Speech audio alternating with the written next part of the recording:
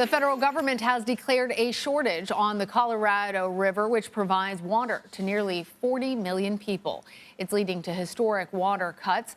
CBS News senior national environmental correspondent Ben Tracy reports. It's a crisis on the Colorado. The nation's largest reservoirs are rapidly retreating. Iconic dams could stop producing power. Western states are being warned to drastically cut their water use. This is a crisis that we haven't seen in history. Today, the Interior Department declared a first-ever Tier 2 shortage on the river that provides water for 40 million people in 7 states. Arizona will lose 21% of its water, Nevada 8%. And the government is now threatening unprecedented cuts on all the states unless they start using less water. It is in our authorities to act unilaterally to protect the system. Climate change is making the West hotter and drier. The worst drought in 1,200 years and chronic overuse have drained Lake Mead and Lake Powell to about a quarter of capacity. We're going to buoy number 3, they call it.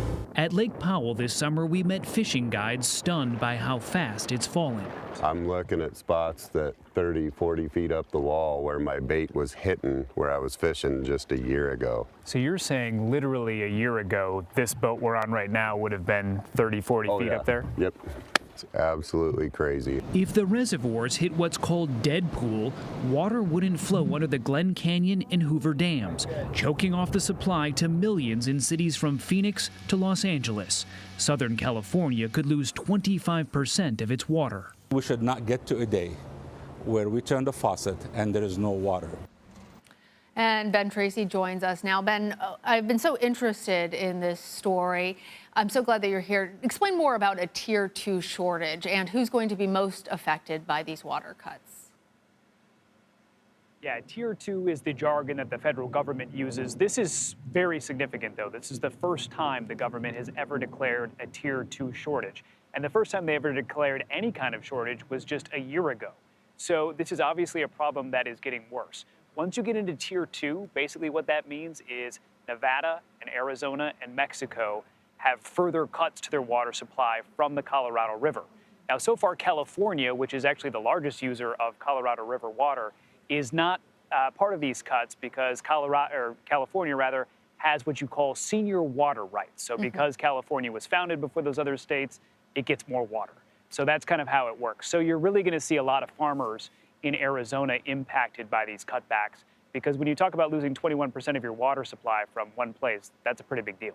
Yeah, and as you say, it's a problem that's getting worse. In your piece, you were describing the effects of climate change. So normally when there's a problem, we ask questions like, how long will water cuts be in place? But in this case, it sounds like the more accurate question is really, how much worse will this be in the future? Yeah, I mean, the sad thing is this might be as good as it gets for the next couple of years for a lot of these states here in the Colorado River Basin. The federal government basically is warning these states to say, prepare for more cuts. They're telling the states, you all get together, you figure out how you can make drastic cuts to your water use, or we're going to come in and do it for you. And that's not just going to be Nevada and Arizona. That's going to be all 7 of the states, and especially California, which uses all this water.